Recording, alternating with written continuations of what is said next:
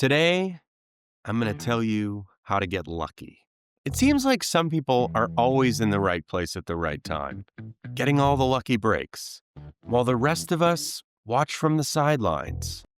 But you could be one of the lucky ones if you understand how luck really works. For the season finale, we're talking about 2 podcast episodes, an interview with Christian Busch on The Next Big Idea and on my podcast, Swarfcast. And I just want to let you know, before we go any further, some of the stuff I heard in these interviews changed my life, and I hope it might change yours.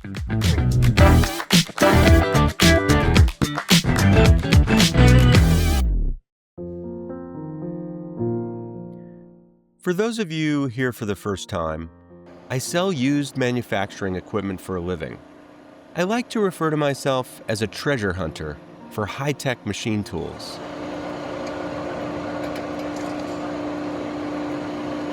And my business, Graff, relies heavily on luck, or serendipity, as I like to call it.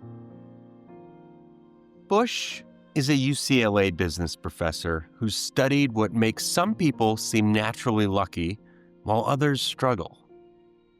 He wrote a book called The Serendipity Mindset, The Art and Science of Creating Good Luck, which I've read cover to cover. He says serendipity is about seeing something in the unexpected and then doing something with it, turning it into positive outcomes. Not long after hearing him on the Next Big Idea podcast, I sent Busch an email asking him to come on my podcast, and he quickly accepted. Soon, I learned that I had just tried what Busch calls a serendipity bomb. If you're getting value from this, please subscribe. I'm sharing techniques that actually work, and subscribing keeps these ideas reaching people who need them. Using a serendipity bomb means casting a wide net instead of obsessing over one opportunity. When I have equipment to sell, I like to contact lots of prospects who could be interested, even long shots. Most won't even respond, but all I need is one right buyer.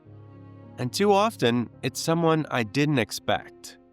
Some call this playing a numbers game, but many lucky people do this all the time. It's like the Hail Mary at the end of a football game. You've got that catch because you threw it up there. Christian Busch encourages using what he calls serendipity hooks, conversation threads that could lead to unexpected opportunities. One scenario where I like to use serendipity hooks is when someone asks me the "what do you do?" question. To this day, I'm still sometimes anxious when I answer. If I respond by saying, "I sell used machinery," 50% of the time I get an awkward silence. So when I'm asked that question, I bring up multiple connection points. I'm a machinery dealer. I have a business podcast, and I love salsa dancing, but I don't have a lot of time to do it anymore because I have a 3-year-old. Suddenly, there are several things we could connect on. Kids, podcasting, dancing, whatever. Those connections could lead to important conversations or new relationships. I use serendipity hooks with customers too. Before calling anyone, I research their company. When they ask about equipment, I'm ready to bring up other opportunities, like different machines they might want to buy or sell, or services we offer. Half the time, the real opportunity has nothing to do with what I originally called about, which is why calling customers on the phone or visiting them in person is powerful to get lucky. The more people you meet, the more dots you have to help you achieve your ambitions. But Busch says to approach increasing your network from a less transactional mindset. He recommends that when you meet someone new, you immediately think about who you already know who could help that person. At trade shows, I love introducing colleagues to each other right in front of me. It's magical watching those connections form, and it bonds me to both parties. As I talked about in the Persuasion episode, research shows that giving help makes you feel closer to the people you're helping. Plus, when you connect dots for others, they remember. People naturally want to reciprocate when someone has helped them make valuable connections. Busch recommends keeping a serendipity journal. And for over 4 years, I've documented one serendipitous thing that's happened to me each day. I sort entries into categories, which helps my brain notice things I'd otherwise miss. Learn something important for the future. Documents moments or conversations that could be significant, even when I didn't realize their importance at the time.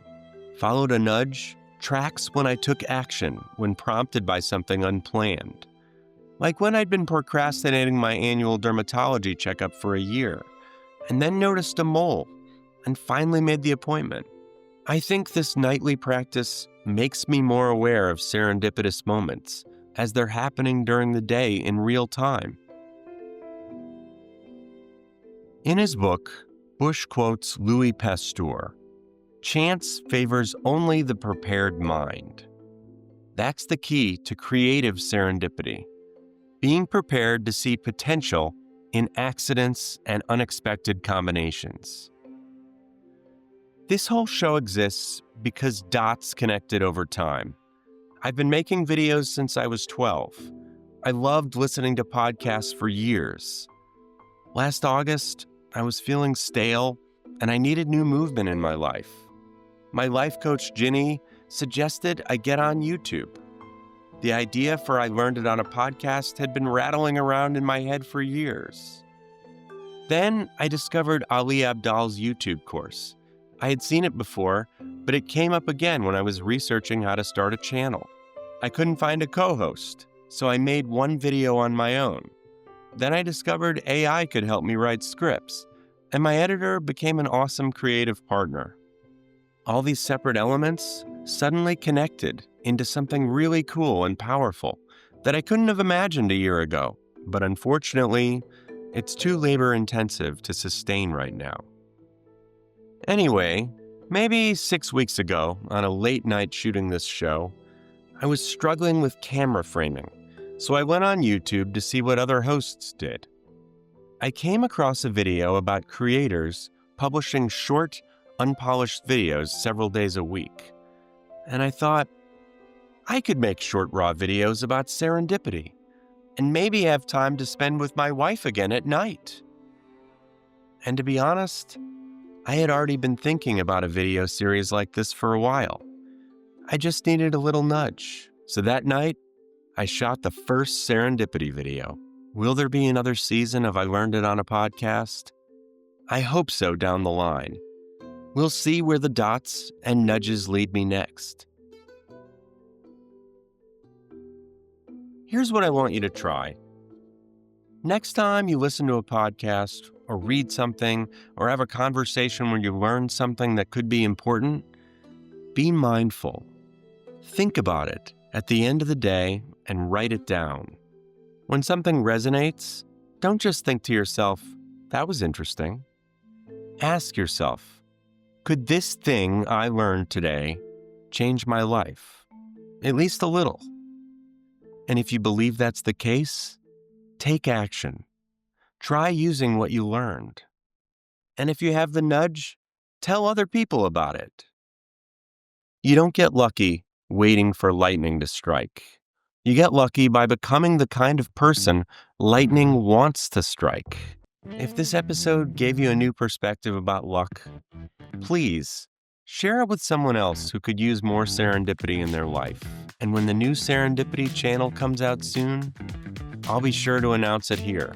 So subscribe to this channel to stay updated. I think I'm going to call it Serendipity Diary. I don't know. That's just what my nudge is telling me.